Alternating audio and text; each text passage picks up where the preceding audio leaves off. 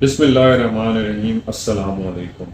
Welcome to our YouTube channel Mazhar tax consultant. मैं हूं आपका होस्ट एडवोकेट नाम Mohammad Mazhar, income tax practitioner.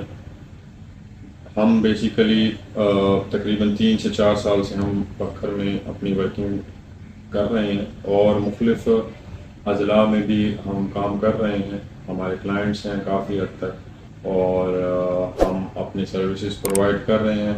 जो लोग पहले वीडियो देख रहे हैं ये उनके लिए बता रहे हैं, वैसे लोग को काफ़ी लोग हमें वैसे पहले से ही जानते हैं।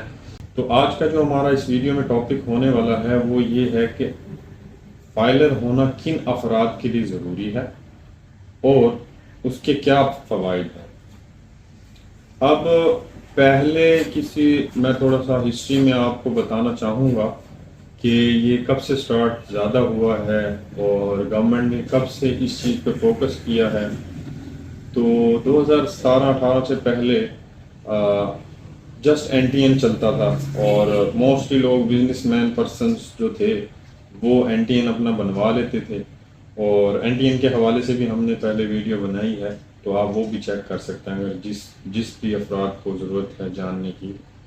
तो उसके बाद गवर्नमेंट ने फिर सख्ती की कि हर बंदा अपनी रिटर्न गोशवारे जमा करवाए। गोशवारों के हवाले से भी हमने पूरी एक वीडियो बनाई है, वो भी आप हमारे यूट्यूब चैनल पर विजिट करके चेक कर सकते हैं। तो गवर्नमेंट ने यही सख्ती की कि जो भी अफराद टैक्सेबल इनकम में आते हैं। अब टैक्सेबल इनकम क्या है? टैक्सेबल इनकम में शुमार है 50,000 प्लस, जिनकी भी मंथली इनकम है वो टैक्सेबल इनकम में शामिल होते हैं अफराद। तो उनके लिए ये मस्ट किया गया कि आप अपने गोशवारे भी जमा करवाएं, प्लस आपके ज़िम्मे जो जो टैक्सेस हैं वो भी आप जमा करवाएं टाइमली। तो वो आप अपनी रिटर्न के साथ ही जमा करवा देते थे।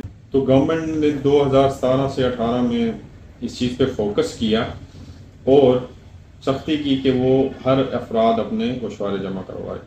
अब उनमें ये था कि अपनी वो सैलरी शो करते थे अगर वो सैलरीड पर्सन है, अगर बिजनेस है तो वो अपना बिजनेस शो करें, और अगर एग्रीकल्चर इनकम है, फॉरेन रेमिटेंस है या किसी भी मद में उनका सोर्स ऑफ इनकम है तो वो अपने गोशवारे लाजमी मस्त जमा करें।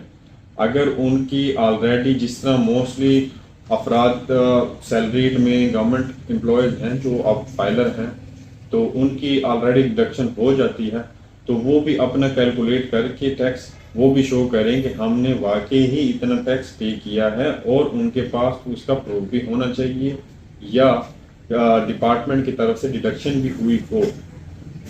तो ये इसकी हिस्ट्री है जब से गवर्नमेंट ने इस चीज़ पे फोकस किया है।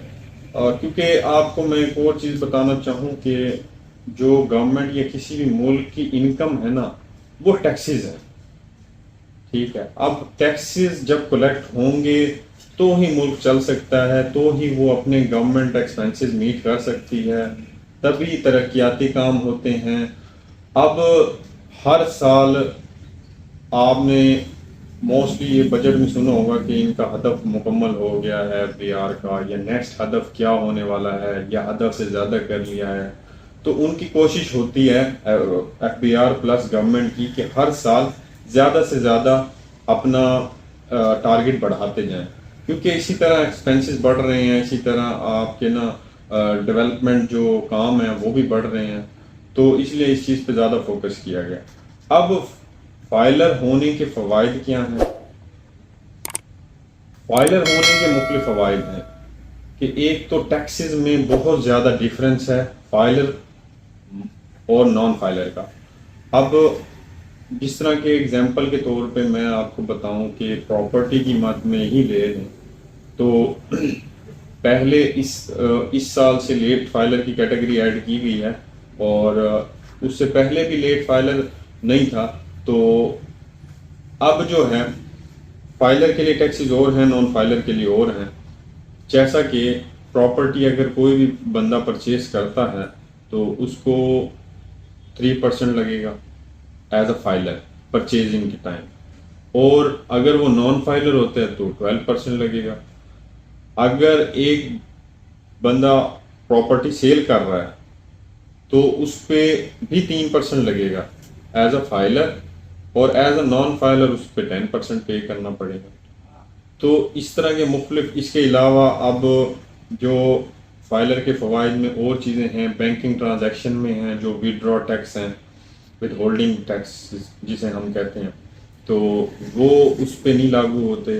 उसके अलावा आपका सेविंग अकाउंट है, और उस पर भी आपको जो प्रॉफिट मिल रहा है, से फाइलर का और है, नॉन फाइलर का और है, उस पर टैक्सेस, क्योंकि वो भी आपकी रेवेन्यू है, आपकी इनकम है। तो जो जो जिस चीज़ में भी इनकम की मद में आपके पास आ रहे हैं उस पर टैक्सेस आयद होंगे।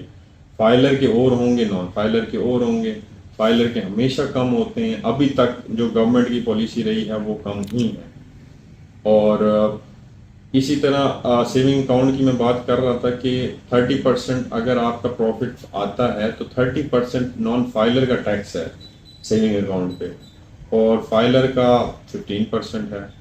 और ये रेट्स मुख्तलिफ चेंज होते रहते हैं, लेकिन डिफरेंस हमेशा रहता है जो फाइलर और नॉन फाइलर का है।